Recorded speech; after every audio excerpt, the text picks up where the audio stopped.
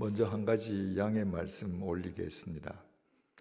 제가 나이가 들고 체력이 진해서 멀쩡하게 있다가도 갑자기 탈진 상태에 빠질 때가 있습니다.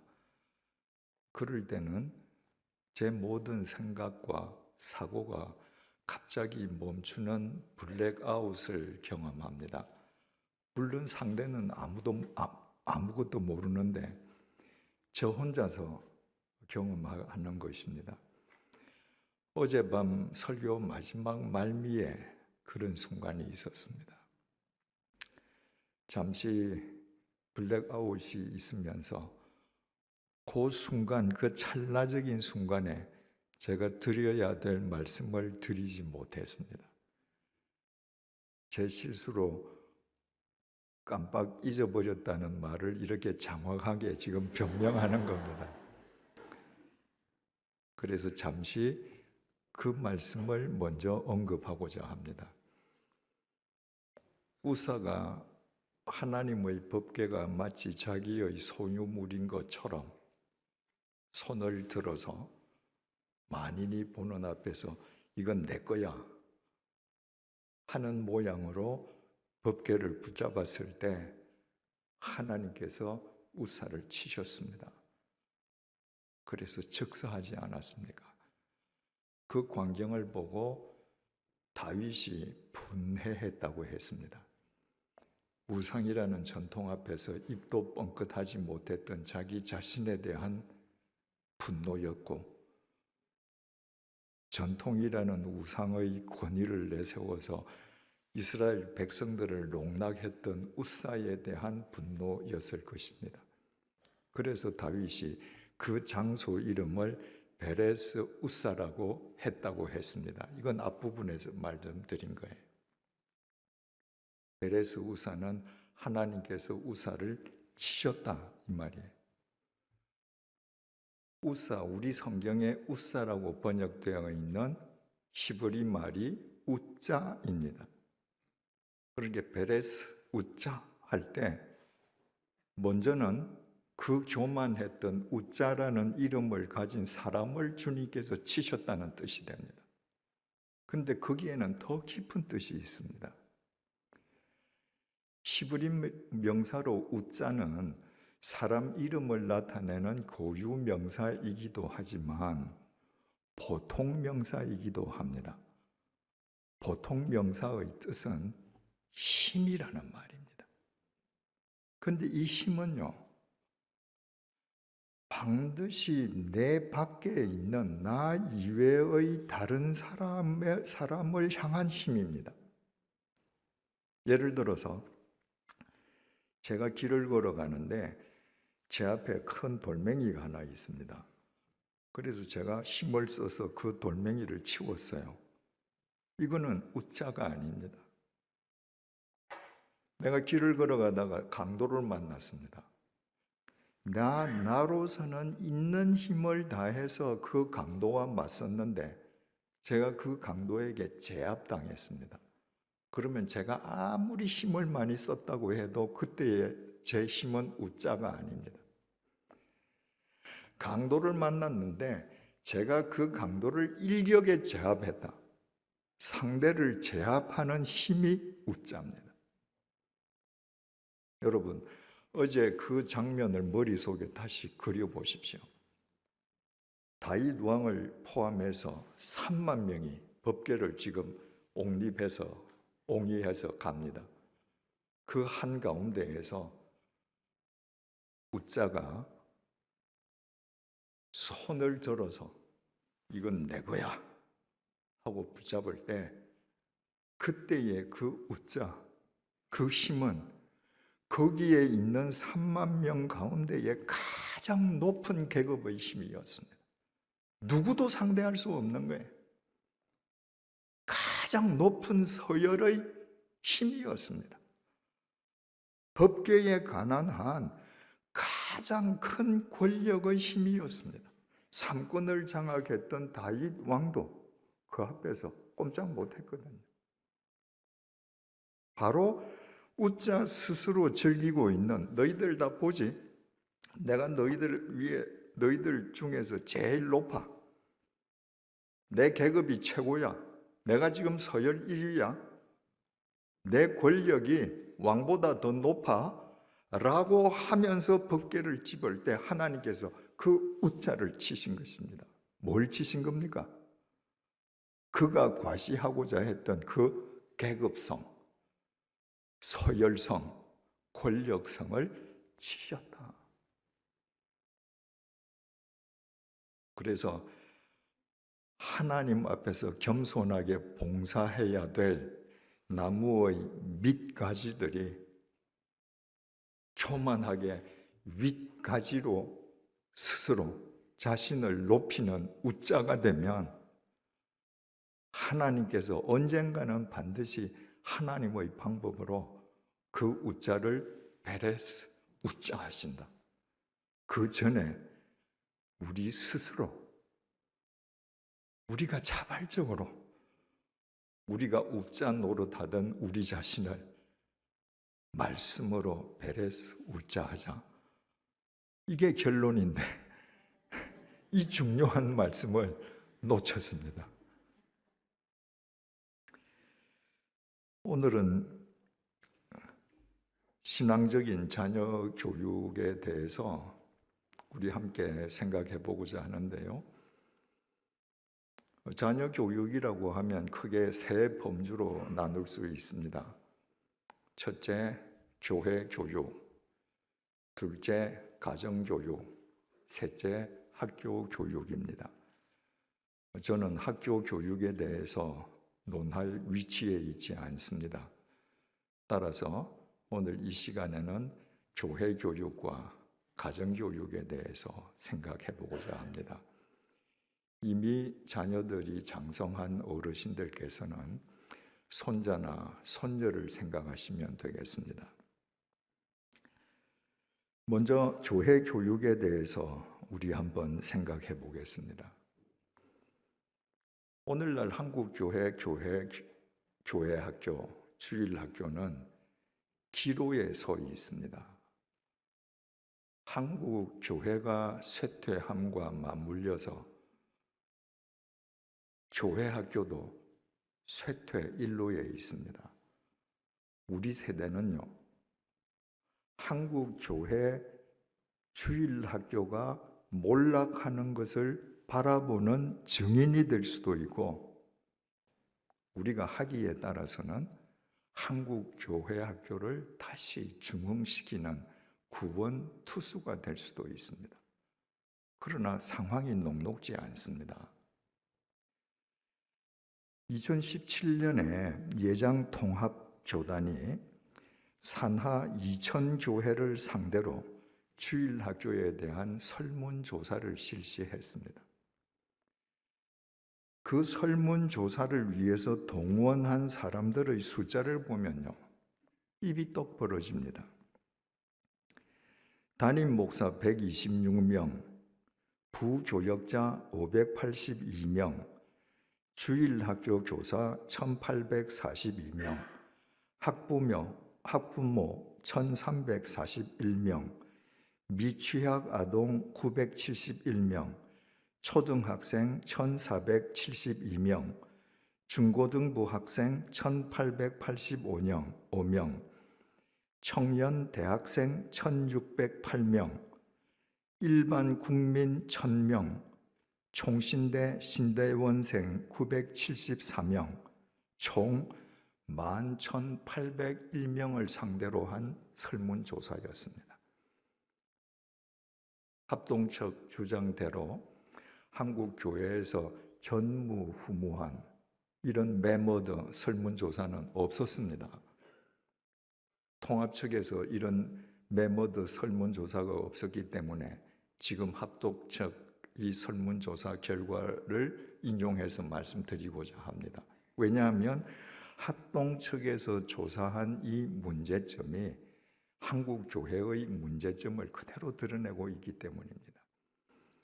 그 설문조사를 보면 크게 세 가지 문제가 나타나 있습니다. 첫 번째가 주일학교의 존립 문제입니다. 이 설문조사에 응한 교회 가운데 10개 중에 3교회가 아예 주일학교가 아예 없었습니다.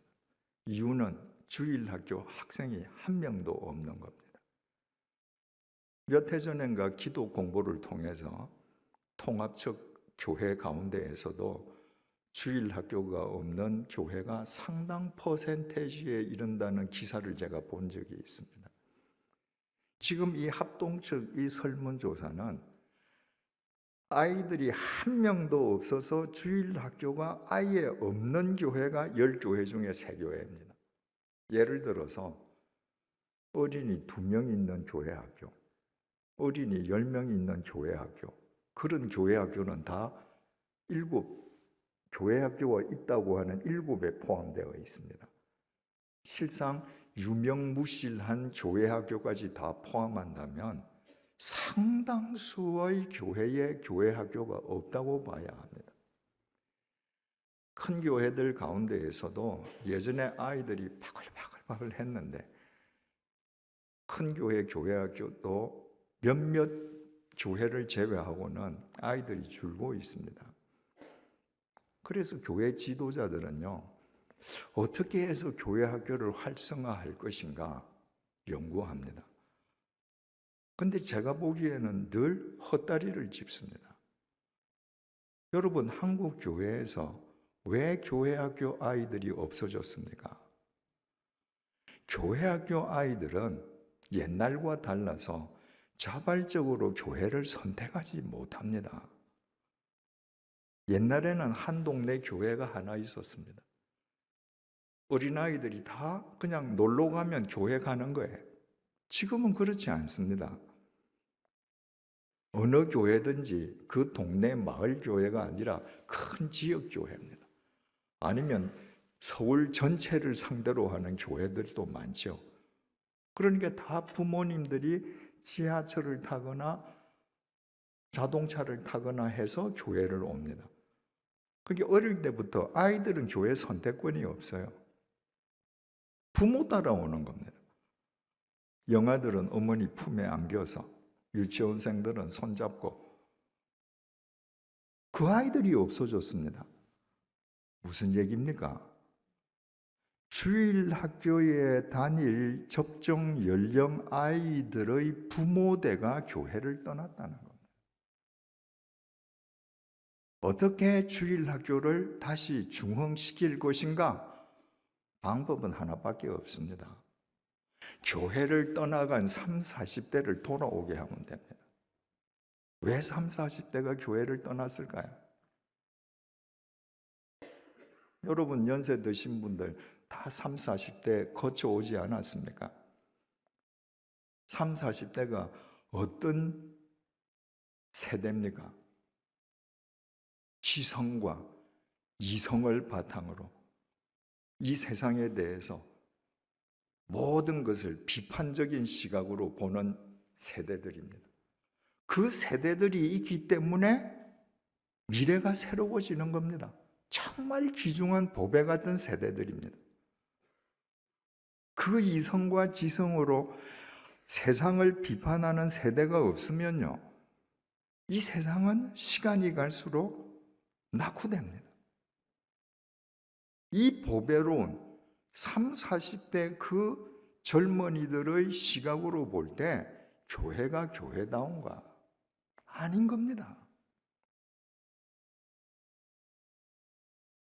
제가 만약에 지금 30, 40대다. 그리고 어릴 때부터 교회를 다녔는데 30, 40대가 되었다. 아마 저도 심각하게 고민할 것 같습니다. 내가 교회 다녀야 되는가?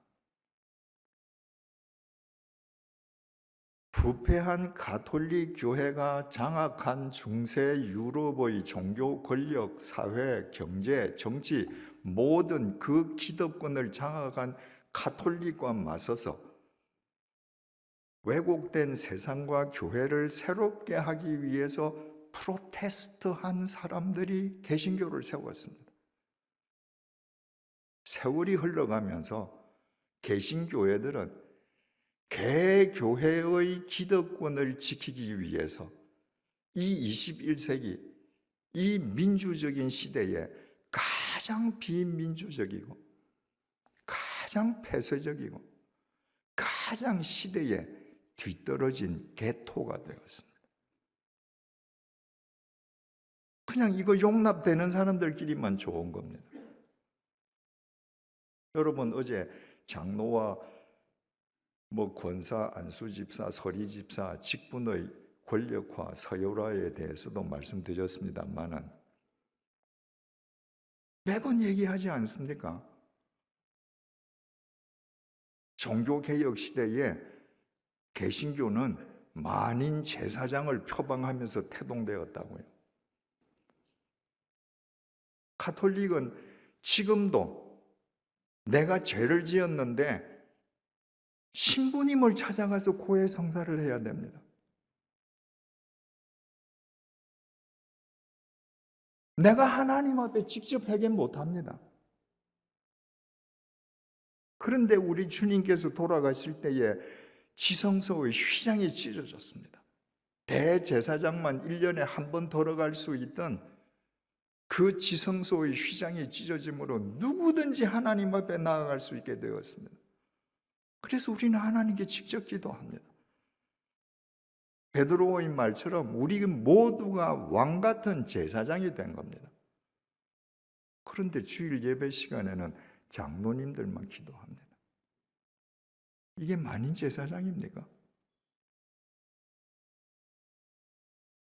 젊은이들이 볼 때에 이런 이율 배반이 어디에 있습니까? 교회에서 가르치는 말씀의 핵심이 하나님은 전지전능하셔. 뭐든지 다 하셔. 하나님은 무소부재하셔. 그러면서 헌금 봉투에 이름 쓰라고 그럽니다. 여러분, 내가 헌금을 하면서 봉투에 이름 쓰지 않으면 하나님이 내가 얼마 헌금했는지 모르면 그분이 전지전능합니까? 무소부재합니까? 그런데 이름 쓰라고 합니다. 아무리 미사 여구를 동원해서 명분을 쌓아도 누가 얼마 헌금하는지를 알고 싶은 사람이 알고 싶어서 쓰라고 하는 겁니다. 여러분 젊은이들 이거 용납될까요? 기독교인들 절에 찾아가면 초파일에 그 사찰 천정에 걸려있는 연등들 보고 다들 비웃잖아요. 돈 낸 크기만큼 연등 크기가 달라지죠. 거기에 다 이름이 써여 있습니다. 시주한 사람 이름이죠. 그러면서 다 속으로 아니 부처님은 이름 안 쓰면 모르시나? 이러고 옵니다. 그래서 자기네들은 교회에서 헌금 이름 씁니다. 이런 모순을 젊은이들은 아는 겁니다. 여러분, 교회가 30대, 40대를 몰아내었던 모든 모순과 이율배반적인 제도를 철폐해야 합니다. 그 젊은이들이 돌아와야 합니다. 그 젊은이들이 인간에 의해서 왜곡된 하나님의 말씀이 아니라 날 그대로의 하나님의 말씀을 접하고 하나님의 말씀 안에서 그들이 변화되는 경험을 하게 해줘야 합니다. 그래서 젊은이들이 들어오면 아이들은 그냥 따라오는 겁니다. 교회 학교는 그냥 부흥하는 겁니다. 여러분의 신임, 여기서는 위임 목사님이라 그러네요. 위임 목사님 젊습니다. 이런 젊은 목사님이 목회하실 때 30, 40대들이 돌아올 수 있도록 여러분들 함께 고민하고 도와드리십시오. 두 번째 문제는요, 합동에서 그 응답을 통해서 드러난 두 번째 문제는 교단에서 개발한 공과 교재, 합동측에서는 생명의 빛이라고 제목이 붙어 있습니다. 그 공과 교재가 만족스럽지 못하다는 거예요. 그래서 교단이 사용하라고 한 공과를 사용하지 않는다고 응답한 교회가 41.3%입니다. 교단이 만들어준 공과를 사용한다고 응답한 58.7%의 교회도 그 공과에 다 만족한다는 말은 아니었을 것입니다. 통합적도 거의 대동소이할 것입니다. 왜 생각 있는 사람들이 볼 때 공과를 만족할 수 없는가? 여러분, 저는 그 이유를 확실히 압니다. 제가 사회생활을 하다가 37살 때 신대원에 들어갔습니다. 이제 신대원 들어가서 1학년 된 겁니다. 근데 입학하고 얼마 있지 않아서 총회 교재를 개발하는 그 부서에서 저한테 연락이 왔습니다. 올해 여름 성경학교 교재하고 내년도 공과를 만드는데 위원으로 참여해 달라는 겁니다. 이유는 제가 신대원에 들어가기 전에 출판사를 경영했다는 경력, 그게 다였습니다. 저는 신대원에 들어가기 전까지 성경도 한번 제대로 읽어본 적이 없습니다. 저는 신학교 들어가서 비로소 성경을 제대로 한 번씩 읽기 시작했습니다. 그런데요, 저기 출판사 사장하던 사람이 신대원에 들어왔네. 당신 들어와요. 교재 만듭시다. 사양했습니다. 저는 그럴 자격이 없습니다. 제가 작년 12월경에 아주 젊은 목사님을 만났습니다. 그랬더니 그 젊은 목사님도 신대원 다닐 때 저하고 똑같은 제의를 총회로부터 받았더라고요. 그분도 신대원에 들어가기 전에 출판 관련 일을 하신 분이었던 겁니다. 여러분, 교재를 이렇게 만듭니다. 여러분, 아이들에게 어떻게 하나님의 말씀을 전해주는가? 얼마나 중요합니까? 그런데 이렇게 비전문가들을 불러 모아서 교재를 만듭니다. 그래서 그 교재를 보면요, 성경이 이야기하고자 하는 성경의 깊은 뜻은 없고 전설적인 영웅담이나 우상들의 이야기만 있습니다. 제가 예를 들어 볼까요? 대한민국 거의 모든 교단 공과에 다 보면요, 기드온과 300 용사 이렇게 되어 있습니다.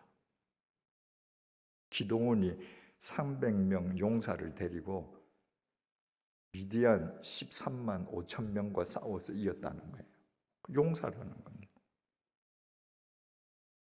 여러분, 성경은 그 300명을 가리켜서 한 번도 용사라고 부르지 않습니다. 하나님께서 기드온을 불러서 너 미디안을 물리쳐라. 그래서 그 기드온이 워낙 그 미디안 군대가 강력하니까 하나님 앞에서 뭐 진짜면 뭐 당신이 진짜면 이렇게 해봐 주세요, 저렇게 해봐 주세요 다 하지 않습니까? 그리고 미디안과 맞서기 위해서 사람을 모았는데 3만 2천 명이 모였습니다. 하나님께서 기드온에게 이야기합니다. 기드온아, 저렇게 많은 사람과 사람을 네가 데리고 가서 이기면 여호와 내가 이기게 해줬다고 하지 않고 사람 힘으로 이겼다 할 거야. 돌려보내라. 무서운 사람들 다 가라 그래. 그래서 기도원이 싸우기 무서운 사람들 야 집에 가거라. 그랬더니 22,000명이 갔습니다. 10,000명이 모였습니다. 하나님께서 아직도 사람들 많다. 저 10,000명을 다 데리고 물가로 가라. 그리고 물을 마시는 모양을 보고 내가 택할게. 여러분, 우리가 영화를 봐도 그렇지만 그 옛날에 그 용사들은 말입니다. 남자 용사들, 전쟁터 가서 적군을 물리치고 하는 용사들은 다 진짜 용맹스러운 사람들 아닙니까? 그래서 그들은 행군도 잘하고 더울 때 물을 마실 때 그냥 땅에 엎드려서 얼굴을 물에다가 대고 벌떡벌떡 마십니다. 그리고 손으로 얼굴 한번 이렇게 합니다. 9,700명이 그렇게 사나이답게 물을 먹었습니다. 300명은요 허리를 굽혀서 물을 떴습니다. 물을 떠면 이거 줄줄 흐르지 않겠어요? 그리고 그 물을 마셨습니다.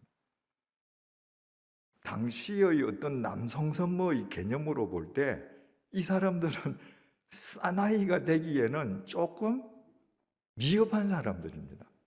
하나님께서 쟤들 300명 데리고 가라. 용사가 아니라 그 시대 사람들 중에서 가장 축에 못 드는 사람 300명, 축에 못 드는 사람 300명이라도 나 여호와가 너희들을 이끌면 13만 4천 명도 오합지졸 추풍낙엽처럼 쓰러진다 보여주신 거예요. 그걸 아이들에게 가르쳐 줘야죠. 300명 용사하니까 나는 용사가 안 되면 저런 거 못 하겠네.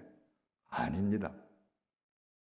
네가 못났어도 보잘것없어도 하나님이 너와 함께 하시면 네 일평생에 네 길에서 어떤 일을 만나든 책임져 주실 거예요. 이걸 가르쳐야 되는데 용사를 먼저 가르칩니다. 용사가 되라는 거예요. 여러분 나중에 뒤에 가서도 보겠습니다만은 다윗이 골리앗을 물리쳐서 이기지 않습니까? 지금 현재 중동에 있는 팔레스타인 인종하고 3,000년 전에 다윗과 맞서고 이스라엘을 침공했던 그 팔레스타인 인종하고는 서로 다릅니다. 이건 뭐 다 인류학자들이 밝혀놨습니다. 3,000년 전에 이스라엘을 침공했던 팔레스타인 족속들은 그리스에서 넘어간 그리스인들입니다. 여러분 그리스인들은요 특징이 두 가지입니다. 이성, 지성이죠. 그리고 용기입니다. 그 그리스도인들 스파르타인들하고 싸우고 할 때 보십시오. 용감하게 싸우고 장렬하게 죽지 않습니까? 그 사람들 중에 한 부류가 팔레스타인으로 건너가서 정착을 한 겁니다. 그래서 팔레스타인이라고 불렀습니다. 블레셋이라고. 그 장수가 골리앗입니다. 공과에 어떻게 되어 있습니까? 거의 모든 공과 만화 영화 보면요 골리앗은 바보예요. 키만 큰 바보입니다. 웃는 것도 바보예요. 아닙니다. 지성과 이성을 겸비한 용장이었습니다. 그래서 그 용장을 보고 이스라엘 장수들이 겁이 나서 아무도 나가지 못했습니다. 다윗이 그 골리앗이 하나님을 모독하는 것 보고 내가 나가서 싸우겠다고 하지 않습니까? 왜? 내가 나한테 이길 수 있는 힘이 있다고 생각한 게 아닙니다. 내가 믿는 여호와 하나님 아버지를 모독하는데 이스라엘의 그 누구도 저 모독하는 사람을 막을 사람이 없다면 나 같은 아이라도 나가겠다는 겁니다. 사울 왕이 너 너무 어려서 안 돼. 아닙니다. 내 나갑니다. 내가요 걸판에서 양을 칠 때 사자가 오면 내 맨손으로 잡아 이겼습니다. 여러분, 골리앗은 사자보다 더 강합니다.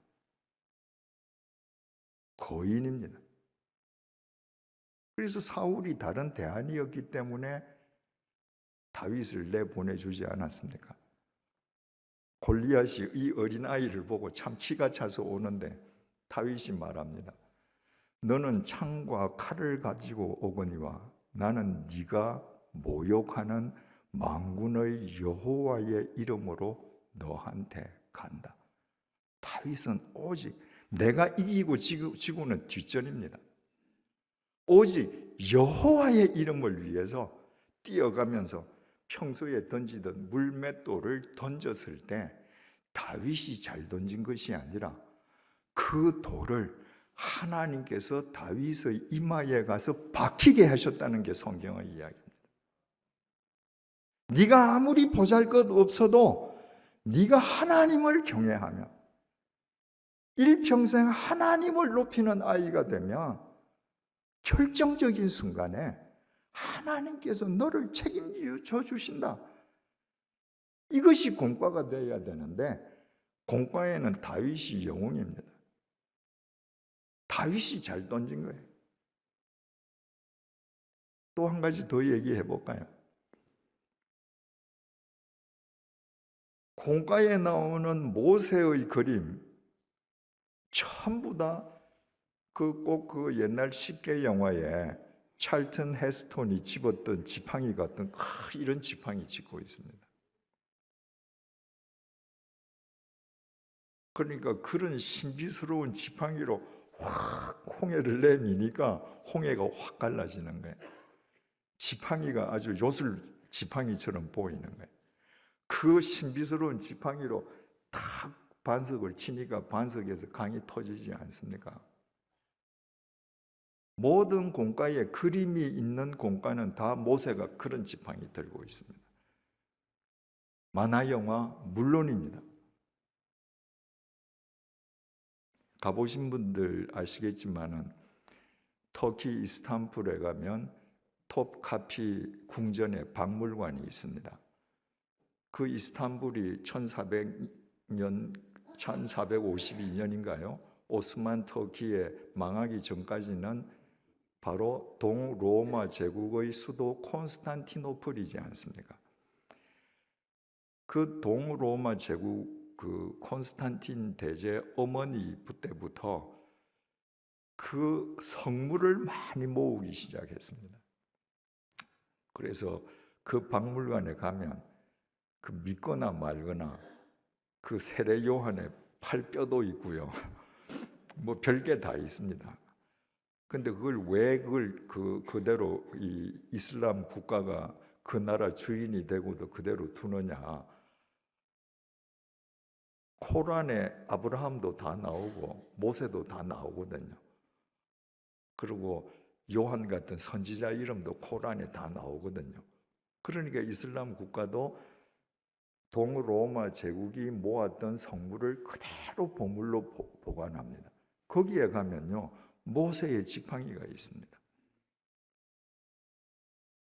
모세가 홍해를 갈랐던 지팡이, 반석을 쳤던 지팡이라고 하는 지팡이가 있습니다. 그 지팡이 길이가 어느 정도 되는지 압니까? 1m도 안 됩니다.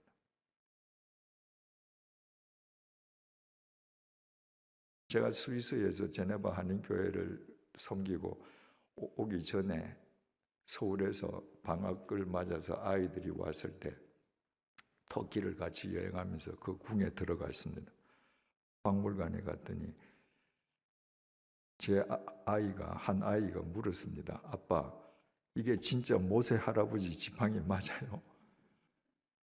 그래서 이게 진짜 모세 할아버지가 손에 쥐고 있던 그 지팡이라고는 우리 말할 수 없을 거야. 그런데 중요한 건 모세 할아버지 시대에 사람들이 쥐고 있던, 목동들이 쥐고 있던 막대기가 이와 같았다는 건 우리 알 수 있어.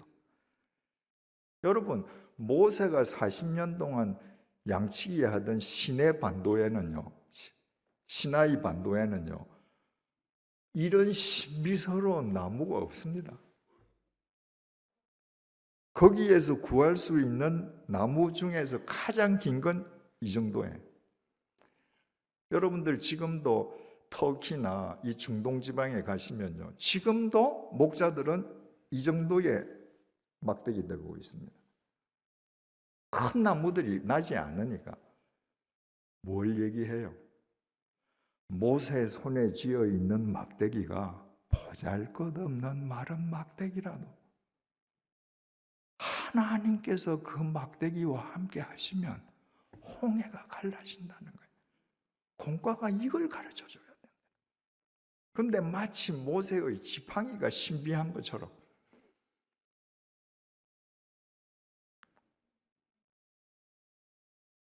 들어야 할 말씀이 많은데 이 참 중요한 얘기니까 한 가지만 더 말씀드릴게요. 공과는 화가가 그리는 그림과는 달라야 합니다. 화가들은 어떤 예술적인 심미적인 면에서 성모 마리아를 표현합니다. 그래서 그 외양간에서 구유에서 태어난 예수를 안고 있는 성모 마리아가 하얀 옷을 입고 있습니다. 공과도 똑같습니다. 하얀 옷을 입고 있습니다. 저는 공과는 달라야 된다고 봅니다. 로마 황제가 로마 제국 내에 있는 모든 국민들 다 호적을 하라고 해서 요셉이 만삭인 마리아를 데리고 호적하러 베들레헴 가지 않습니까? 나사렛에서 베들레헴까지는 무려 120km입니다. 마리아를 나귀에 태우고 간다고 해도 6길입니다. 마리아, 빈민촌 달동네 나사렛 처녀입니다. 무슨 하얀 백색 옷을 입어요? 엿새 동안 나귀를 타고 가는데 옷을 갈아입겠습니까? 그들은 거의 단벌로 살았습니다. 예수가 태어나서 예수를 안을 때 그 옷은 떼국물이 흘러야 합니다. 그래야 어린아이들이 그림을 볼 때 가난한 집 아이가 예수가 나를 위해서 오셨네. 가슴에 박이는 거예요. 그런데 하얀 백색 옷을 입고 예수가 앉아 있다. 정말 가난해서 새 옷 못 입고 사는 아이들이 그 공과 배울 때 그 백색 옷에 인형처럼 안겨 있는 예수가 내 예수가 될 수 있을까요? 저는 신학교 들어가자마자 공과를 개발하는 위원이 되라. 그래서 거절하고 제 눈으로 공과를 다 살펴보고 그래서 저는요 주님의 교회를 목회하면서부터 제가 목회하는 교회에서는 전부 교재를 만들어서 썼습니다. 주님의 교회에서는 교육 목사님, 전임 목사님 중심으로 주님의 교회에 나오는 아이들에게 맞도록 영아부부터 고등부까지 교재 다 만들었습니다. 100주년 기념교회 다 만들었습니다. 여러분, 연동교회는 어떻게 하는지 모르겠지만 만들어야 합니다. 여러분들이 정말 어린아이들에게 신앙교육 시켜주고 싶으면 그 아이들이 어릴 때부터 신앙심이 심어질 수 있도록 교재부터 정말 많은 사람들이 머리를 맞대고 만들어야 합니다. 이 교제와 관련돼서요, 또 한 가지 중요한 그 대목이 있는데,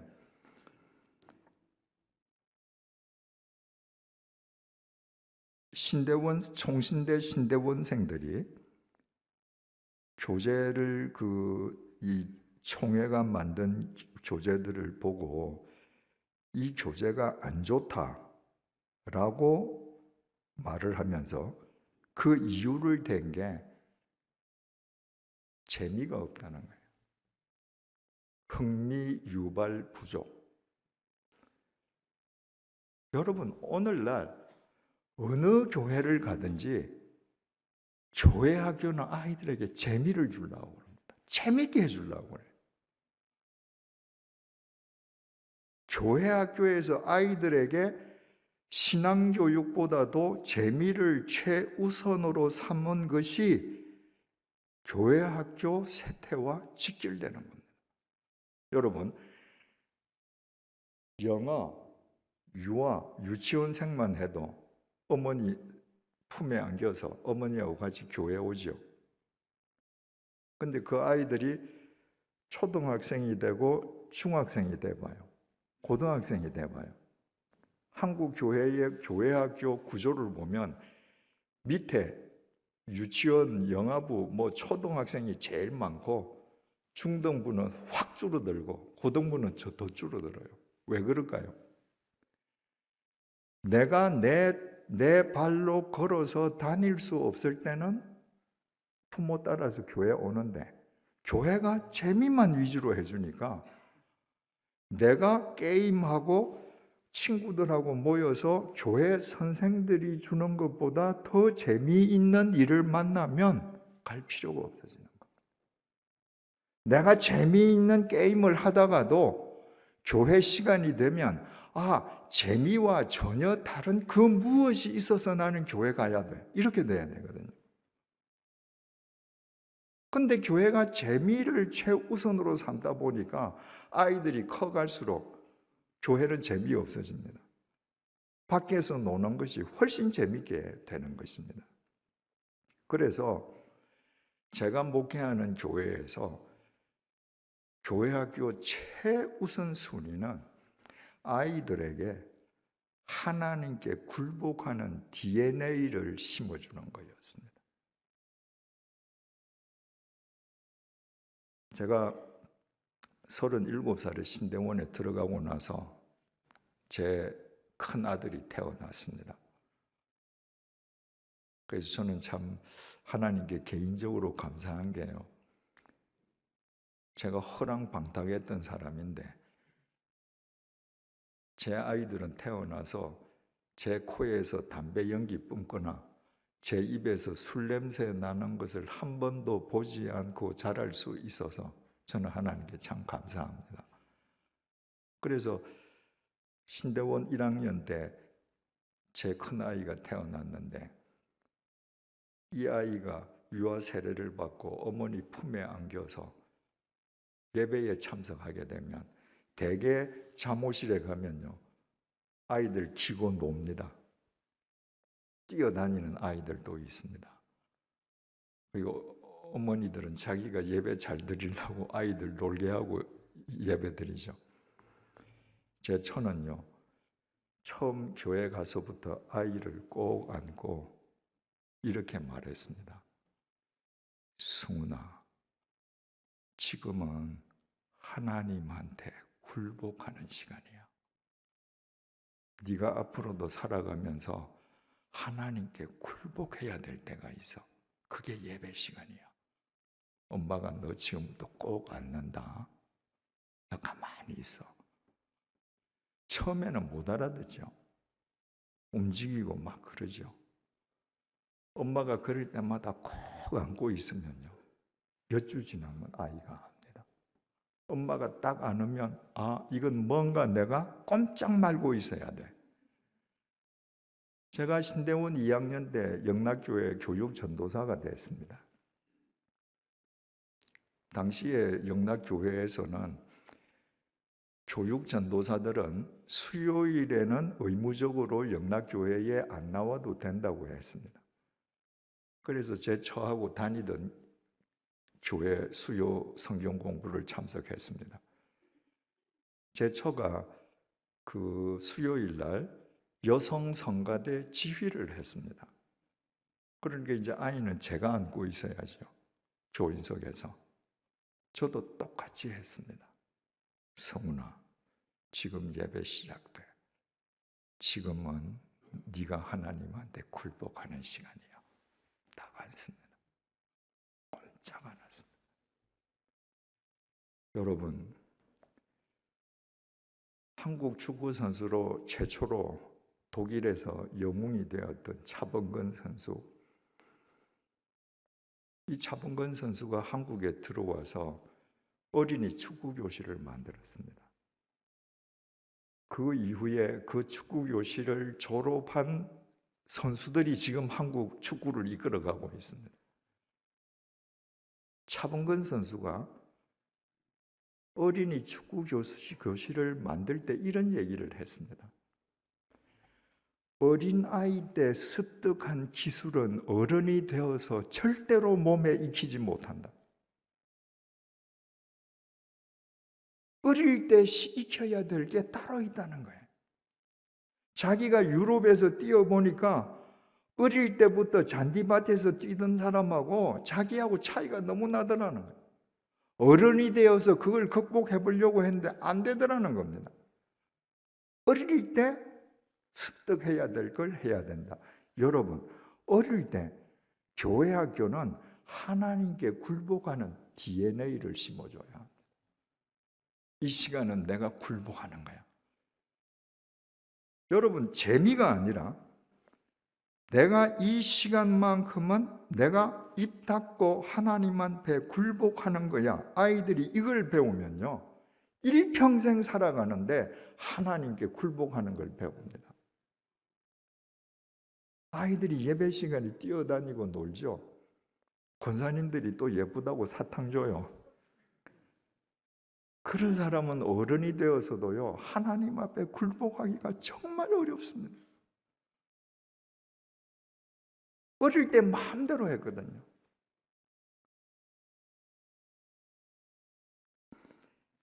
세 번째 그 설문조사에서 문제점은 주일학교 그 사역자 그리고 교사의 전문성 부족.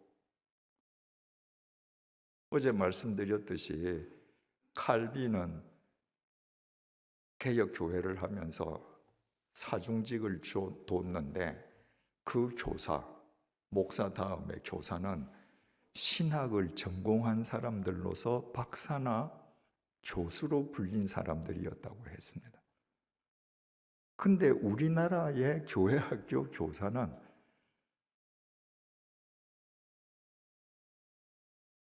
그냥 지원하면 되는 겁니다.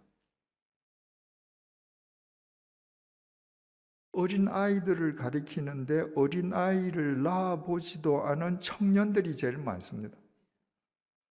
왜? 청년들 봉사심이 제일 많으니까 부탁해서 좀 해달라 그러는 거죠. 제가 신대원에 시험을 치고 나서 발표 날 이제 신대원에 가서 보니까 제 이름이 있습니다. 그래서 이제 장신대에서 나오면서 그 학교 앞에 있는 서점에 들어갔습니다. 그러니까 그 합격된 사람 명단에 없는 사람이면 서점에 안 들어가겠죠. 합격된 학생만 뭐 책 사러 들어갈 거 아닙니까? 제가 책을 이렇게 고르는데요, 누가 전도사님 그래요. 그 저는 전도사가 아니니까 뭐 반응 없이 계속 책을 보는데 또 전도사님 그래요. 그래서 양옆을 보니까 저밖에 없어요. 그 부르는 분이 서점 사장님이신 거예요. 그래서 제가 돌아보고 저요? 그랬더니 맞대요. 저 전도사 아닌데요. 그랬더니 아니 지금 오늘 저 합격자 명단에 있지 않았습니까? 그래서 예, 있었습니다. 이렇게. 그러면 전도사야 이러는. 그러면 전도사야. 여러분 이렇게 쉽게 전도사가 됩니다.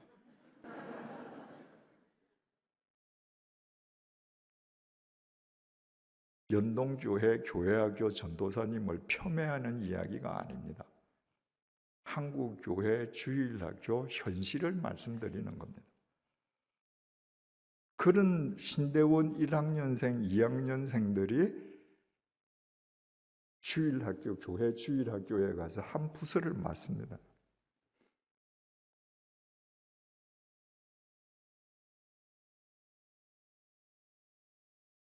훈련되지 않은 교사들이 아이들을 가르칩니다. 그러다 보니까 재미 위주가 됩니다. 여러분, 정말 교회가 이 어린아이들은 현존하는 미래인데 이 아이들이 있어야 우리의 미래가 공고해지는데 정말 이 아이들이 바른 신앙생활하고 이 교회에 들어온 아이들이 미래의 신앙인으로 사회에서 한 몫을 담당할 수 있게끔 만들기 위해서는 여력이 있는 교회는 반드시 교회 학교를 전담하는 목사님이 있어야 합니다. 그래서 저는 주님의 교회에서도 교육 담당 전임 목사님이 있었고요. 이것도 모자란다. 왜냐하면 백주년 기념교회에서는 제가 오래전에 주님의 교회에서 목회할 때보다 훨씬 더 많은 아이들이 나왔기 때문에 제가 퇴임하기 한 7년 전부터 교회 학교만 전담하는 교장 목사님을 따로 뒀습니다. 당신이 지금부터 교장이다. 교회 학교 어린이들 초등부 졸업할 때 졸업장 당신 이름으로 발고요. 당신이 전적으로 책임져요. 그리고 제가 퇴임하면서 제 후임으로 네 분의 담임 목사님들이 공동 목회를 하게 되었는데 그 네 분 담임 목사님 가운데에 한 분이 교회 학교만 전담하는 담임 목사님이십니다. 또 이 정말 청년들 아이도 낳아보지 않고 교회를 위해서 아이들을 위해서 열심으로 하는 그 청년들과 더불어서 저는 교회 학교 교사의 어머니들이 많이 지원해야 된다고 봅니다. 어머니들이 내 아이와 다른 아이들을 신앙적으로 같이 양육해야 되는 겁니다. 절대로 일주일에 한 번 교회 학교 가서 내 아이가 신앙인으로 완전히 자랄 수 있다고 생각하면 그것은 내가 집안에서 아이 다 버릇없이 만들어 놓고 유치원 보내면서 유치원 갔다 오면 예절 바른 아이가 될 거야 라고 착각하는 거하고 똑같습니다. 그래서 부모님들이 교회 학교 교사하는 데 관심을 가져야 되고 여기에 가정교육이 대두되는 것입니다.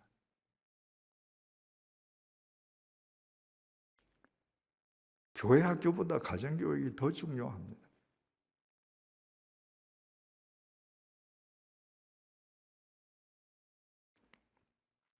가정교육을 시키는데 어린 아이들 놓고 야 이제부터 아빠 엄마가 가정교육 시킨다 들어 그런 거 아니지 않습니까? 가정교육을 시키는 가장 좋은 시간과 장소는 식탁입니다. 밥 먹으면서 이야기하는 겁니다. 서로 이야기하는 겁니다.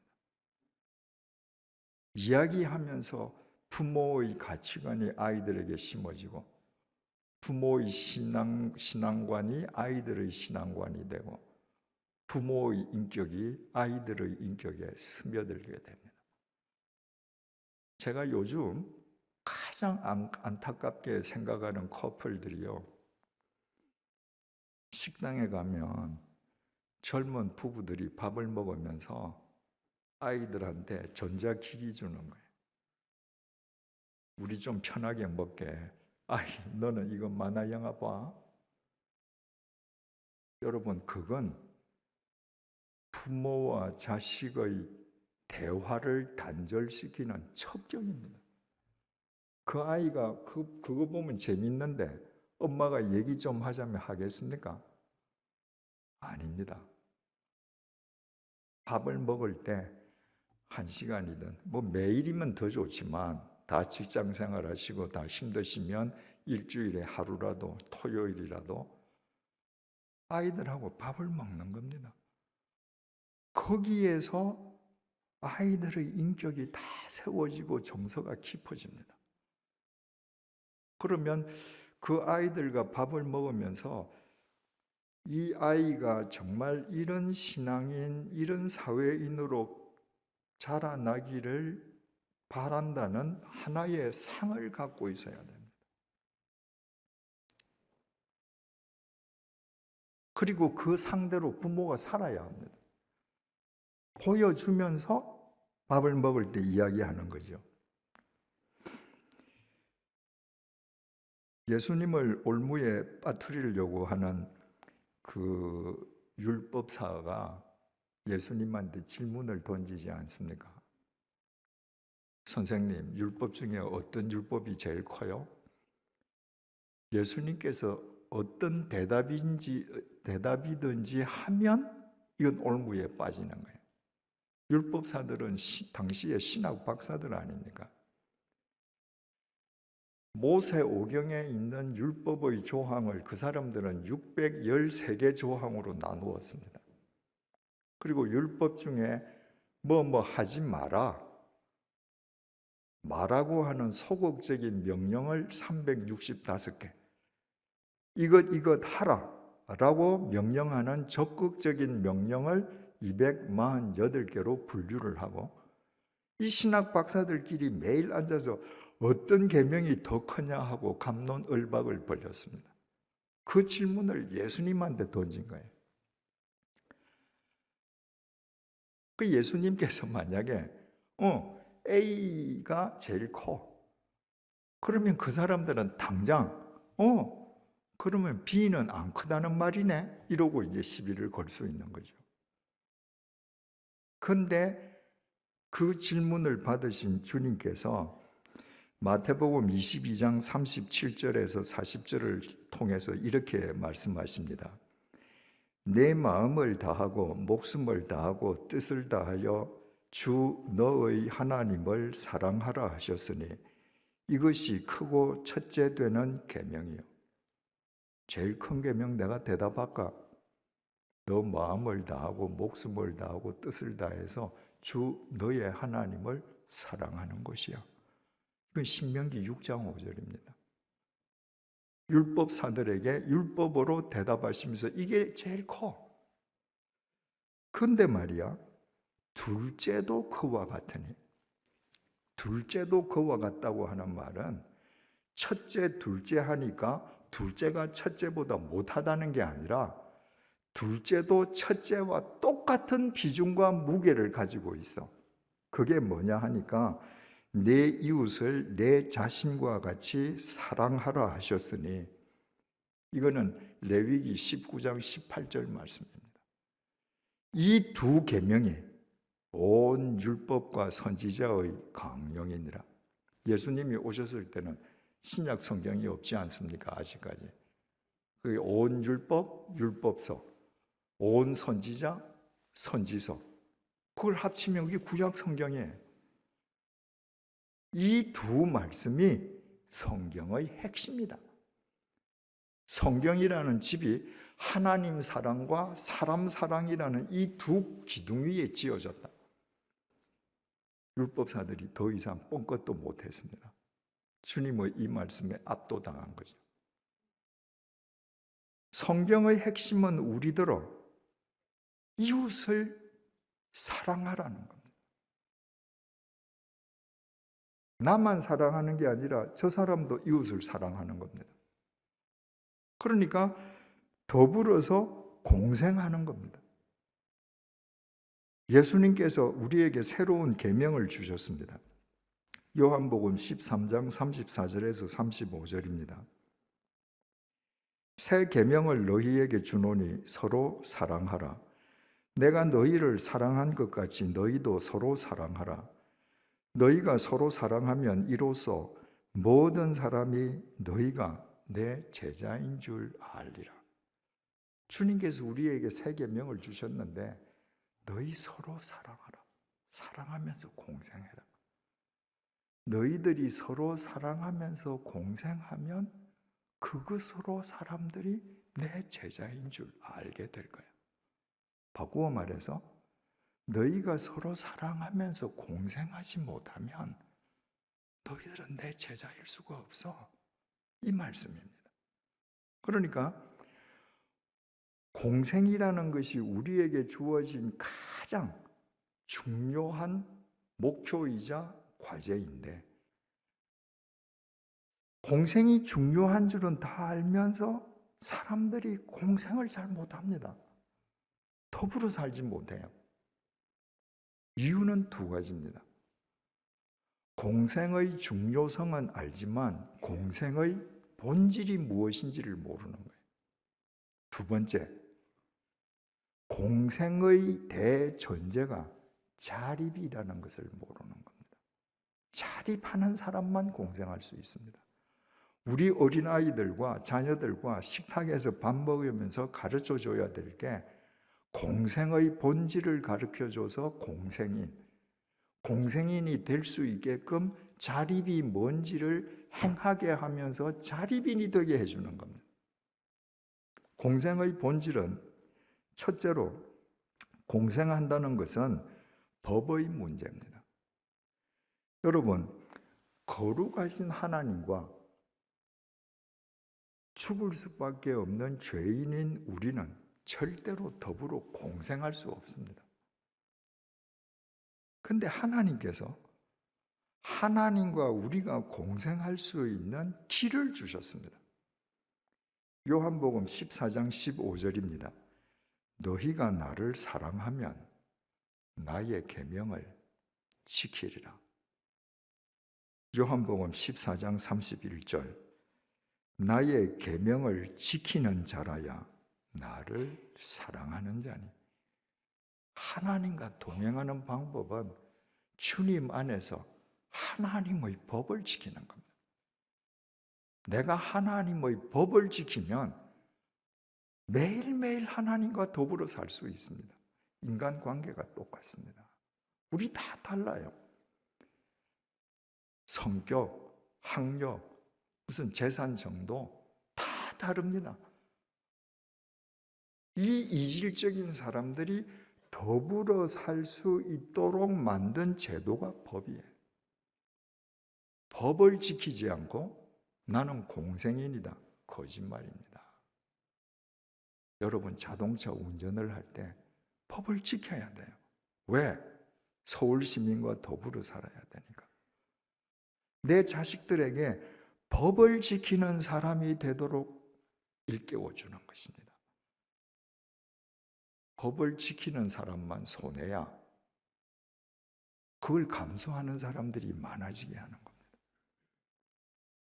여러분, 서구 사회가 법치주의, 법치 사회이고 정말 우리보다 훨씬 더 정의로운 사회이고 그런 사회가 하루아침에 되었겠습니까? 아닙니다.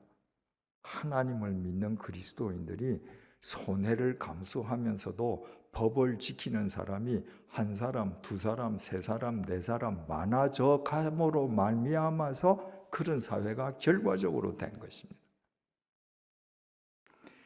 공생한다는 것은 두 번째로 예절의 문제입니다.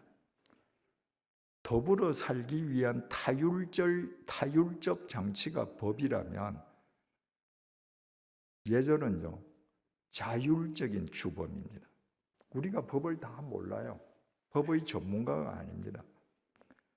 우리가 지킬 수 있는, 알 수 있는 교통법규라든지 이런 건 지키지만 알 수 없는 게 더 많아요. 그래서 자율적으로, 자발적으로 예의 범절을 지켜서 더불어 사는 겁니다. 여러분, 아이들이 많이 있는데 그 아이들끼리 막 놀아요. 근데 어떤 아이가 참 예쁘다, 한번 안아주고 싶다. 어떤 아이인가요? 예의가 반듯한 아이입니다. 거기 막 그 무례하게 다른 아이에게 무슨 뭐 손찌검하고 밀고 하면요, 그 당하는 아이가 내 아이가 아닌데도 화가 나요. 내 자식이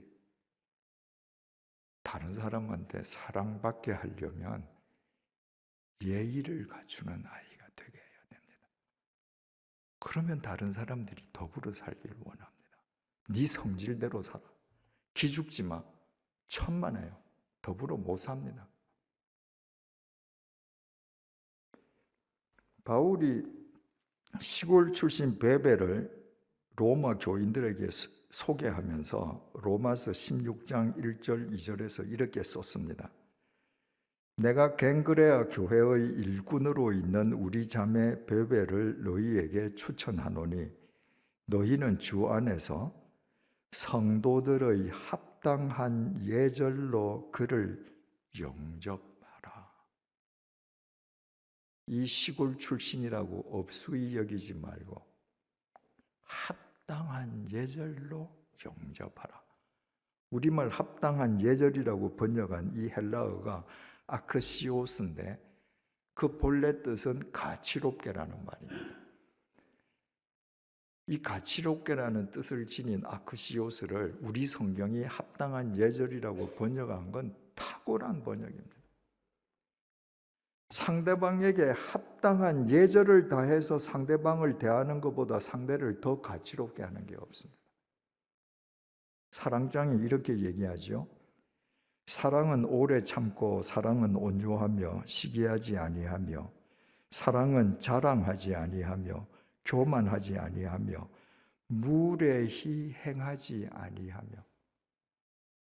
여러분, 내가 사랑한다고 막 아무렇게 하는 거, 그 사랑 아닙니다. 사랑하면 무례히 행하지 않습니다. 남편이 아내에게, 아내가 남편에게 무례히 행하지 않아야 합니다. 그리고 식탁에서 아이들이 무례히 행하지 않게 해야 합니다. 그 아이들이 사랑받습니다.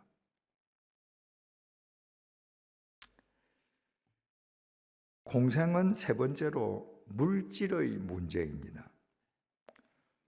공생하면서 나는 내 물질은 누구도 타치하지 마. 그런 사람 공생 못합니다. 누가복음 10장에 선한 사마리아 사람이 나오는데 뭘 했습니까? 길을 가다가 강도 만난 사람을 만났습니다. 그 피해자는 제사장도 레위인도 그냥 내버려 둔 사람입니다. 그런데 선한 사마리아인은 그 강도 만난 사람을 보자마자 자기 나귀 주머니에 있는 기름과 포도주를 부어서 상처를 싸매어 주었습니다. 그리고 자기 나귀에 싣고, 여러분, 피투성이가 된 사람을 포도주와 기름으로 상처를 싸매어 줬다고 해도 자기 나귀에 실으면 나귀에다 피가 묻겠죠. 상관없다는 거예요. 주막으로 가서 주막 주인에게 이보시오, 이 사람 좀 잘 돌보아 주시오. 그리고 근로자 한 사람의 이틀분 임금인 2데나리온을 미리 선납하고 내가 출장 갔다가 올 때 어디셔널 차지가 나오면 내가 또 더 드릴게요. 잘 좀 해주세요. 예수님께서 제자들에게 물었습니다. 자, 제사장도 지나가고 레위인도 지나가고 선한 사람도 지나갔는데 누가 이 강도 만난 사람의 이웃이냐? 사마리아 사람입니다. 예수님께서요, 너희도 가서 이와 같이 하라. 뭘 하라는 겁니까? 네 주머니에 있는 물질 속에는 내가 다른 사람을 위해서 너한테 맡긴 몫이 있다는 걸 알아라는 겁니다. 그리스도인들은 다 얘기해요. 우리는 청지기라고. 하나님의 청지기로 살아야 된다고. 근데 실제로 그렇게 안 삽니다. 왜? 내 주머니에 있는 돈은 다 내 돈이라고 생각하거든요. 그렇지 않습니다. 내 주머니에 있는 돈 중에 일부는 하나님께서 누군가를 위해서 맡기신 복입니다. 그 사람이 공생인이 될 수 있습니다. 네 번째로 공생은요, 마지막으로 공생은 마음의 문제입니다. 상대를 품을 수 있는 마음의 빈터가 있어야 합니다. 이기적인 사람에게 공생이 불가능한 건 그 사람의 마음은 자기만 아는 이기심이 가득 차서 다른 사람을 품을 공간이 전무한 거예요. 빌립보서 2장 5절에서 8절 우리가 잘 알지요. 너희 안에 이 마음을 품어라. 어떤 마음입니까? 곧 그리스도 예수의 마음이니 그는 근본 하나님의 본체시나 하나님과 동등됨을 취할 것으로 여기지 아니하시고 오히려 자기를 비워 종의 형체를 가지사 사람들과 같이 되셨고 사람의 모양으로 나타나사 자기를 낮추시고 죽기까지 복종하셨으니 곧 십자가에 죽으심이라. 주님께서는 이 세상 모든 죄인들을 다 당신 마음에 품으시기 위해서 십자가의 제물이 되셨습니다. 그 마음을 품으라는 거예요. 여러분, 내 마음에 사람을 품고 있지 않는데 어떻게 공생이 되겠습니까? 내가 내 마음속에 몇 사람이나 품고 있나 간단하게 확인하는 방법이 있습니다. 여러분이 기도하실 때 여러분의 남편, 아내, 자식, 부모, 여러분의 혈연, 여러분 사업체 관련 빼고 아무 상관없는 몇 사람을 위해서 기도합니까? 그 사람이 여러분 마음속에 품은 사람입니다. 기도는 노동이거든요. 이거 하기 싫은 거예요. 근데 다른 사람까지 위해서 내가 기도한다? 대부분 안 합니다. 그 마음속에 그 사람이 안 담겨 있기 때문에. 내 마음속에 내 가족 아닌 누군가가 담겨 있으면 담겨서 눈을 감으면 보이는데 기도하게 되는 거죠. 아이들하고 밥 먹을 때 너희 반에 혹시 어려운 아이 없네? 넌 그러면 그 아이 어떻게 대하니? 다른 아이들은 그 아이 안 놀리니? 그 아이가 도시락은 제대로 싸우니? 혹 내일 너 갈 때 그 아이 무슨 간식 하나 네가 살짝 갖다 주면 어떨까? 이런 대화를 통해서 아이들 마음속에 다른 사람을 품는 마음을 확장시켜 줄 수 있는 것입니다.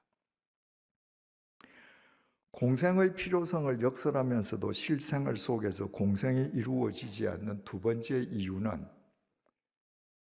공생의 대전제가 자립이기 때문이라고 했습니다. 자립하지 않으면 공생을 못합니다. 성경은 일관되게 우리에게 우리 자식들이 자립할 것을 명령합니다. 레위기 19장 9절에서 10절 말씀입니다. 너희가 너희의 땅에서 곡식을 거둘 때에 너는 밭 모퉁이까지 다 거두지 말고 내 떨어진 이삭도 줍지 말며 내 포도원의 열매를 다 따지 말며 내 포도원에 떨어진 열매도 줍지 말고 가난한 사람과 거류민을 위하여 버려두라. 나는 너희의 하나님 여호와이니라. 이 명령은 시혜자의 법칙입니다. 은혜를 베푸는 사람의 법칙. 네가 곡식을 거둘 때에 밭 내 모퉁이에 있는 곡식은 거둘지 말고 그대로 버려두라. 이삭을 거두어 가는데 바닥에 떨어졌어? 그대로 둬라. 포도 열매를 따다가 바닥에 떨어졌다. 그대로 둬라. 그건 말이야, 나그네들, 오늘 먹을 것이 없는 사람들, 그 사람들 몫이니까 가만히 둬라. 그 참 이상하죠. 그러면 하나님이 이 명령대로 반 모퉁이 거 내가 다 베어서 따로 모으고, 내가 이삭을 옮기다가 떨어진 거 다 모아서 창고에 두고 가난한 사람들 오면 내가 나눠주면 되잖아요.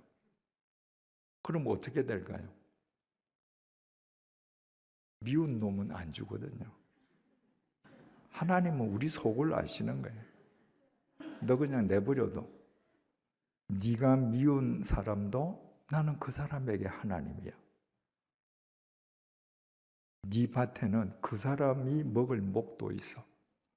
이게 시혜자의 법칙입니다. 보혜자의 법칙이 있습니다. 은혜를 받는 사람의 법칙. 신명기 23장 24절에서 25절입니다. 내 이웃의 포도원에 들어갈 때에는 마음대로 그 포도를 배불리 먹어도 되느니라. 그러나 그릇에 담지는 말 것이요, 내 이웃의 곡식밭에 들어갈 때에는 내가 손으로 그 이삭을 따도 되느니라. 그러나 내 이웃의 곡식밭에 낯을 대지는 말라. 네가 길을 걸어가다가 지금 배가 고프니 아무것도 먹을 게 없네? 그러면 근처에 포도밭에 가서 배부르게 따먹어. 근데 말이야, 그릇을 가져가서 포도를 따서 담아오면 절대 안 돼. 네가 배가 고픈데 마침 이삭들이 보이니 그 밭에 가서 이삭 따먹고 한 끼 배를 채워. 근데 말이야, 낫을 들고 가서 이삭을 다 잘라서 가면 절대 안 돼. 이게 보혜자의 법칙이에요. 하나님께서 이렇게 명령하시는 그 근저의 정신이 뭐예요? 야, 너 말이야, 다른 사람 집에 가서 포도 먹는데 큰 대야 가지고 가서 마음대로 따가도 돼. 이삭 가져가서 갈 때 그냥 뭐 째째하게 몇 개 가져오지 말고 낫을 가지고 가서 막 베와. 그 사람은 평생 남한테 빌붙어 사는 거린이 될 겁니다. 하나님은 우리가 거린이 되기를 원치 않습니다. 네가 살다가 어려운 고비를 만났니? 한 끼를 해결하지 못하니? 그러면 나무의 밭에 들어가서 도움을 받으라. 그러나 그것은 네가 자립하기 위함이야. 평생 그렇게 살면 안 돼. 이스라엘 백성들이 출애굽해가지고 40년 동안 광야를 생활을 하는데 40년 동안 손가락 까딱 안 하는데 하늘에서 만나가 떨어지지 않았습니까? 하나님께서 젖과 꿀이 흐르는 땅이라고 약속하신 가나안 땅에 들어갔습니다. 광야에서 손가락 하나 까딱 안 해도 매일 만나가 떨어졌다면 젖과 꿀이 흐르는 가나안 땅에 들어가면 손가락 까딱 안 해도 꿀도 나오고 무슨 뭐 우유도 나오고 다 나와야죠. 여호수아 5장 10절에서 12절. 또 이스라엘 자손들이 길갈에 진쳤고 그달 14일 저녁에는 여리고 평지에서 유월절을 지켰으며 유월절 이튿날에 그 땅의 소산물을 먹되 그날에 무교병과 볶은 곡식을 먹었더라. 또 그 땅의 소산물을 먹은 다음 날에 만나가 그쳤으니 이스라엘 사람들이 다시는 만나를 얻지 못하였고 그 해에 가나안 땅의 소출을 먹었더라. 이스라엘 백성들이 가나안 땅에 들어갔습니다. 그러니까 원주민들이 농사했던 농산물들이 있죠. 농산물들이. 그 농산물들을 먹은 다음 날부터 하늘에서 만나가 안 내려왔습니다. 그 해에는 막 들어갔으니까 땅에 지금 솟아나 있는 농작물을 먹었는데 그 다음 해부터는 땀 흘리고 땅을 갈아야 했습니다. 하나님께서 약속하신 언약의 땅은 무의 도식의 땅이 아니라 땀 흘리고 스스로 자립하고 일해야 되는 땅이었던 것입니다. 여러분, 자립인이 되지 않으면 공생인이 아니라 일평생 기생인으로 삽니다. 이 가운데도 분명히 있을 겁니다. 여러분들 자식들이 50, 60이 되었는데도 80, 90대는 어머니 돈으로 사는 사람들 있을 거예요. 그렇게 키워서 그렇습니다.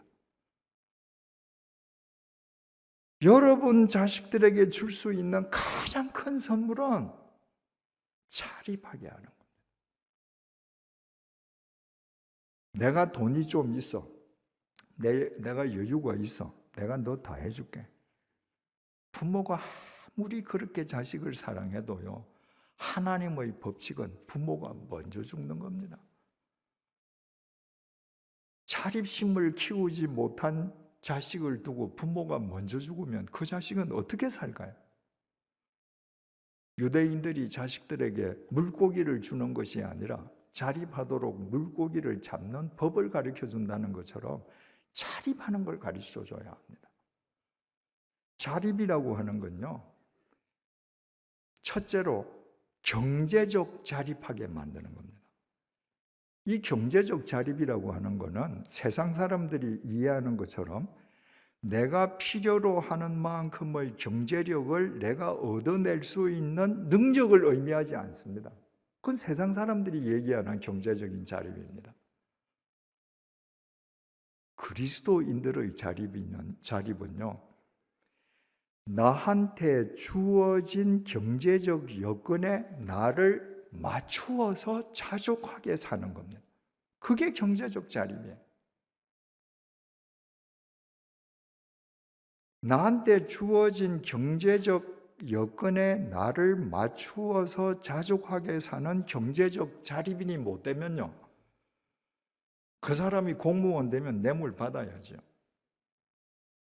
내가 필요로 하는 만큼의 돈이 있어야 되니까 내 직위를 이용해서 내가 필요로 하는 만큼 돈을 긁어야 됩니다. 내게 주어진 경제적인 여건에 나를 맞추어 놓는 자립인이 되면 그런 공무원은 세상을 바꿀 겁니다. 여러분 다 같이 빌립보서 4장 13절 한번 외워보십시다. 시작. 다시요. 시작.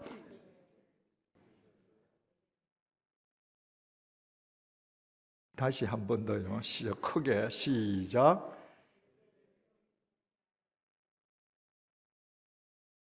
예.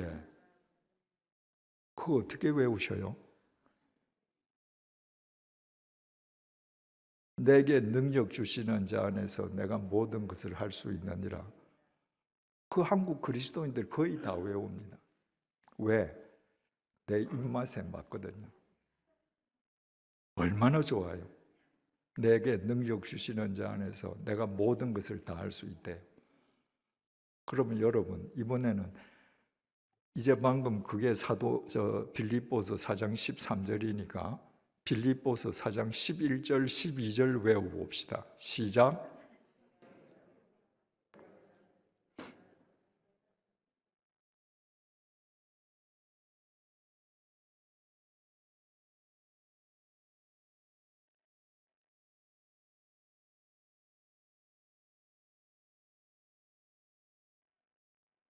예, 장하십니다. 외우시는 분들이 계십니다. 빌립보 4장 13절보다요 4장 11절 12절이 더 중요합니다. 바울이 4장 11절 12절을 통해서 이렇게 얘기합니다. 내가 궁핍함으로 말하는 것이 아니니라. 어떠한 형편에든지 나는 자족하기를 배웠노니 나는 비천에 처할 줄도 알고 풍부에 처할 줄도 알아 모든 일 곧 배부름과 배고픔과 풍부와 궁핍에도 처할 줄 아는 일체의 비결을 배웠노라. 주석을 가하면 이런 말입니다. 난 말이야 정말 찢어지게 가난할 때도 있었어. 나는 경제적으로 좀 여유가 있을 때도 있었어. 그런데 나는 내가 가난하다고 비굴해지지 않고 내가 경제적으로 여유가 있다고 교만하지 않고 언제든지 내게 주어지는 경제적 여건에 나를 맞출 수 있는 일체의 비결을 배웠어. 그랬더니 내게 능력 주시는 자 안에서 내가 모든 것을 다 할 수 있었어. 무슨 얘기입니까? 내가 돈에서 자유해지니까 하나님 안에서 내가 못할 것이 없었어. 왜 오늘날 교회가 힘이 없습니까? 돈의 노예가 되어 있습니다. 하나님보다 내가 필요로 하는 돈이 더 중요해요. 이걸 얻어야 해요. 다 경제적인 자립인이 아니기 때문에 그렇습니다. 내가 경제적으로 자식을 도와줄 수 있지만 자식이 스스로 일어설 수 있도록 자기에게 주어진 경제적인 여건에 자기를 맞추어 갈 때 그 자식의 삶 속에 창의력이 생기는 겁니다. 독창력이 생기는 겁니다. 그 헝그리 정신 속에서 이 세상의 모든 도전에서 이겨낼 수 있는 인내심이 생기는 겁니다. 그 자식들이 새로운 길을 만드는 겁니다. 네 얼마 필요해? 아빠 다 줄게. 걱정하지 마. 너 돈은 걱정하지 마. 네 하고 싶은 거 다 해. 그런 사람이 자기 마음대로 돈 쓰고 자기 인생을 탕진하는 경우는 세상에서 정말 많이 봤지만 그런 자식들이 세상을 새롭게 한 경우는 저는 73살이 되기까지 아직까지 본 적이 없습니다. 두 번째는요, 행위의 자립입니다. 행위. 내 자식이 지나간 자리는 다른 사람이 치우지 않도록 내 자식이 행위의 자립인이 되게 해야 합니다. 저 사람이 지나가면 뭔가 내가 치워야 돼. 그 사람하고 공생하려고 안 합니다. 하나님과 우리가 더불어 사는데도 행위의 자립 없이는 하나님을 쫓을 수 없습니다. 마태복음 7장 21절 나더러 주여 주여 하는 자마다 다 천국에 들어갈 것이 아니요 다만 하늘에 계신 내 아버지의 뜻대로 행하는 자라야 들어간다. 야고보서 1장 22절 너희는 말씀을 행하는 자가 되고 듣기만 하여 자신을 속이는 자가 되지 마라. 행위의 자립인이 안 되면요, 여러분은 일평생 입으로만 예수 믿습니다. 내가 행위의 자립인이 될 때 내 손이, 내 발이 하나님의 손이 되고 하나님의 발이 되어서 이 세상을 변화시키는 거예요. 우리 자식들이 그렇게 돼야 됩니다. 세 번째로, 우리 자식들이 자립인으로 선다는 것은 의식의 자립인이 되는 겁니다. 생각의 자립인.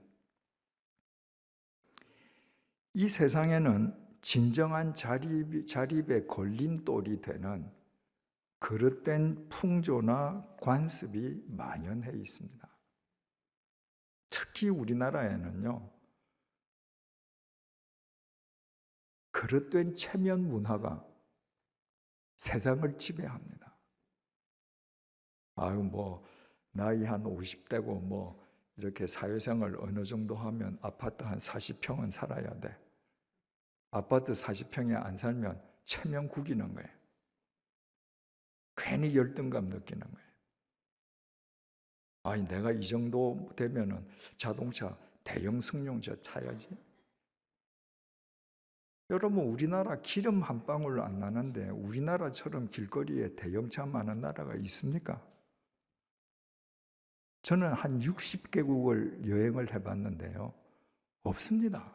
대한민국밖에 없습니다. 체면 문화에 얼마나 옷 화려하게 입습니까?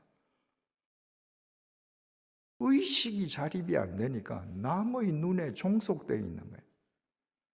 내가 이런 옷을 입고 이런 백을 들고 이렇게 해야 남 앞에 가서 내가 체면이 서는 겁니다. 우리 자식들이 그런 의식이 남의 눈에 종속되는 의식의 비자유인이 아니라, 우리 자식들이 내가 비록 지금은 경제적인 여건이 좋지 않아서 내가 남루한 옷을 입고 쪽방에 살아도 중요한 건 나야. 내가 재산이지 이 옷은 상관없어. 이런 사람이 세상을 바꿉니다. 자립인이 된다는 것은 마지막 네 번째로 영적인 자립인이 되는 겁니다. 여러분이 주일날 예배에 참석해서 목사님의 설교를 듣는 것은 한 주간을 살아가는 총론을 듣는 겁니다. 그 총론의 바탕에서 매일매일 현장의 삶 속에서 내가 어떻게 살아야 할 것인가, 그건 씨름해서 하나님께 질문하면서 내가 찾아야 해요. 이게 영적 자립인입니다. 내가 뭘 하든지 기도 많이 하는 권사님께 물어보고 해야지, 목사님하고 상담하고 해야지, 교구 목사님한테 물어보고 해야지. 여러분, 편의점을 경영하는 점주가 계시면 적어도 편의점을 경영하는 데는 그분이 전문인 아닙니까? 그분이 젊은 목사하고 상담해요. 이거 편의점 할까요 말까요?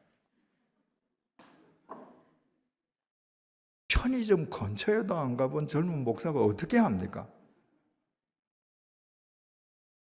여러분 한번 생각해 보십시오.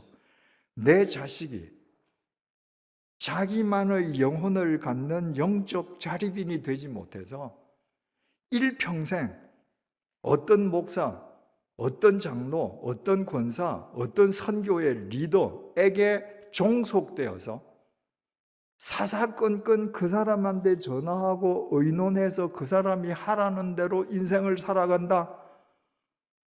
여러분, 그보다 비극이 어디에 있습니까? 식탁에서 이야기하면서 내 아이들이 스스로 질문하고 자답하면서 영적 자립인이 되게 해줘야 합니다.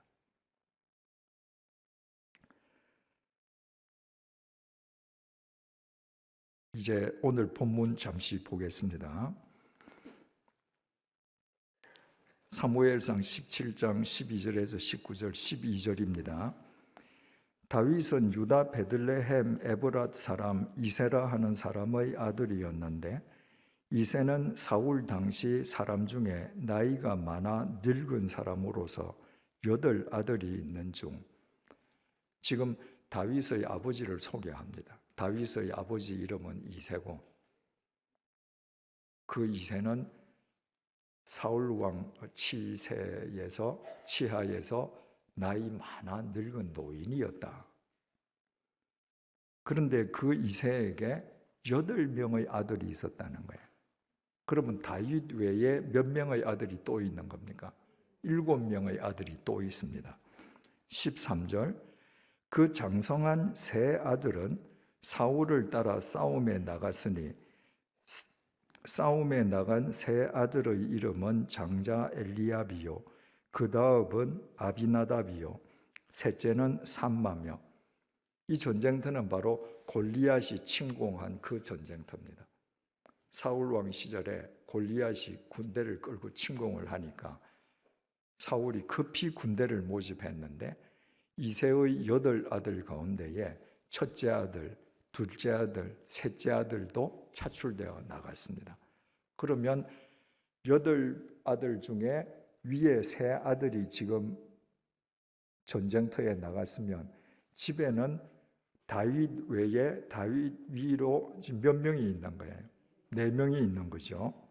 14절 다윗은 막내라 장성한 3사람은 사울을 따랐고 8명 아들 가운데 다윗이 막내이기 때문에 전쟁터에 나간 3 형님을 빼더라도 4명의 형님은 지금 집에 같이 있는 겁니다.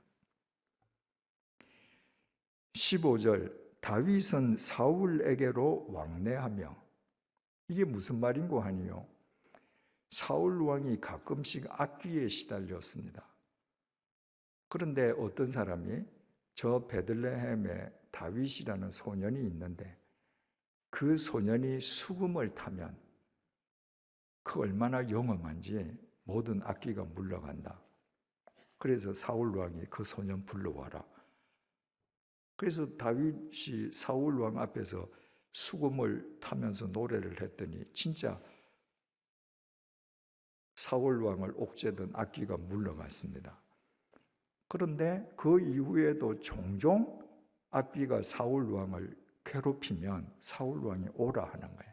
그래서 다윗은 사울에게로 왕래하며 이미 이때 다윗은 영적 자립인이었습니다. 영적으로 누구에게 예속된 사람이 아니라 영적으로 다른 사람의 영을 맑게 해줄 수 있는 자기만의 영혼을 지닌 사람이었습니다. 그러면 사울 왕에게 안 갈 때는 뭐 했는가? 베들레헴에서 그의 아버지의 양을 칠 때에 집에는 지금 다윗 말고 4명의 형이 더 있습니다. 근데 다윗이 오면요, 다윗이 양을 쳐야 했습니다. 형들은 집에서 노는 거예요. 사울 왕이 패역했기 때문에 하나님께서 선지자 사무엘을 보내어서 너 이새의 집에 가서 그 아들 한 명에게 왕이 되는 기름 붓는 예식을 취하라. 그때에도 7명의 아들은 집에서 놀고 있었는데 막내 아들 다윗이 혼자서 들판에서 양을 치고 있었습니다. 행위의 자립인이었습니다.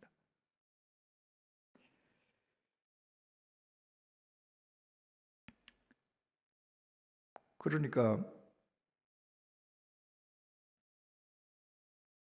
다윗이 막내 아들인데도 불구하고 형들은 지금 집에서 노는데 나는 아버지가 가서 양을 치라고 해서 양을 쳐. 의식의 자립이 아니고는 안 되죠. 뭐 형은 놀아도 난 해. 여러분 형처럼 집에 있으면요, 양고기 구워서 좋은 식탁으로 매일 밥 먹어요. 가서 양치기 하면 말입니다, 들고 간 큰 빵덩어리 찢어서 마른 빵 먹는 거, 그게 다예요. 주어진 여건에 자족하는 사람이었어요. 완벽한 자립인인 셈입니다. 16절 그 블레셋 사람이 40일을 조속으로 나와서 몸을 나타내었더라. 바로 지금 골리앗 장군이 40일을 밤낮으로 나와서 이스라엘을 조롱하면서 하나님을 모독하는데 이스라엘 장군들은 다 지금 숨어서 나타나지 않습니다. 17절 이새가 그의 아들 다윗에게 이르되 지금 내 형들을 위하여 이 볶은 곡식 한 에바와 이 떡 10덩이를 가지고 진영으로 속히 가서 내 형들에게 주고. 당시는 사울 왕 초기여서 국가의 기틀이 잡히지 않았습니다. 그러니까 국가가 무슨 상비군을 편성하고 그 군대를 양성할 수 있는 군량미를 비축해서 전쟁이 나면 군량미를 풀고 이게 아니고 전쟁이 나면 집집마다 아들을 차출해서 전쟁을 하는데 양식도 집에서 가져오게 한 거예요. 근데 이 전쟁 날수가 자꾸 길어지니까 아버지가 지금 다윗에게 야, 네가 말이야 전쟁터에 너희 형들한테 이 볶은 곡식 한 에바와 떡 10덩이를 가지고 진영으로 가서 형한테 줘라. 곡식 한 에바. 한 에바는요 21리터입니다. 우리 저 살 때는 되이죠. 되가 1.8리터거든요. 그게 되로 따지자면 12대, 한 말 2대예요. 이 곡식 메고 가라. 그리고 떡 10덩이. 어제도 말씀드렸지만 그 사람들 빵은 조각이 덩어리가 크거든요. 큰 이 빵 10덩어리. 이거 메고 가서 형들한테 줘라. 18절. 이 치즈 10덩어리를 가져다가 그들의 천부장에게 주고 내 형들의 안부를 살피고 증표도 가져오라. 또 치즈 10덩어리를 따로 주면서 이거는 그 전쟁터의 지휘관인 천부장들한테 나눠줘라. 그리고 그분들이 받았다는 증표 네가 받아와라. 19절. 그때에 사울과 그들과 이스라엘 모든 사람들은 엘라 골짜기에서 블레셋 사람들과 싸우는 중이더라. 지금 전쟁터는 엘라 골짜기입니다. 다윗은 베들레헴에 있습니다. 지금 떡 10덩이, 치즈 10덩이, 볶은 곡식 한 말 2대 이걸 메고 엘라 골짜기까지 가야 되는데 베들레헴에서 엘라 골짜기까지는 20km가 넘습니다. 하루 종일 걸어가요. 여러분, 다윗은 Why me? 아빠 왜 나예요? 저 형들 보내세요. 그러지 않았습니다. 아버지 말씀이 그때는 법입니다. 가겠습니다. 왜? 다윗의 마음에 형들이 있었거든요. 다윗은 이미 공생인인 거예요.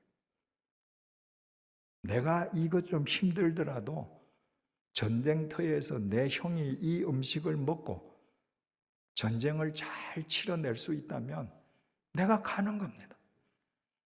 여러분, 이때 다윗은 이미 완벽한 공생인과 자립인이었습니다. 하나님께서 그 다윗을 들어서 이스라엘 역사의 지평을 새롭게 했습니다. 여러분, 다윗 일평생에서 제일 잘한 게 뭔지 아십니까?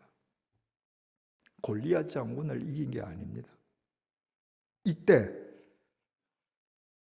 아버지의 명령에 순종해서 이 무거운 걸 짊어지고 전쟁터로 간 겁니다. 이때 순종했기 때문에 전쟁터에 가서 골리앗을 보고 하나님을 모독하는 것을 보고 분노해서 여호와 하나님의 이름을 위해서 맞서서 우리가 아는 골리앗이 되었던 것입니다. 여러분, 우리의 자녀를 공생인과 자립인으로 키우는 것은 이렇게 중요합니다.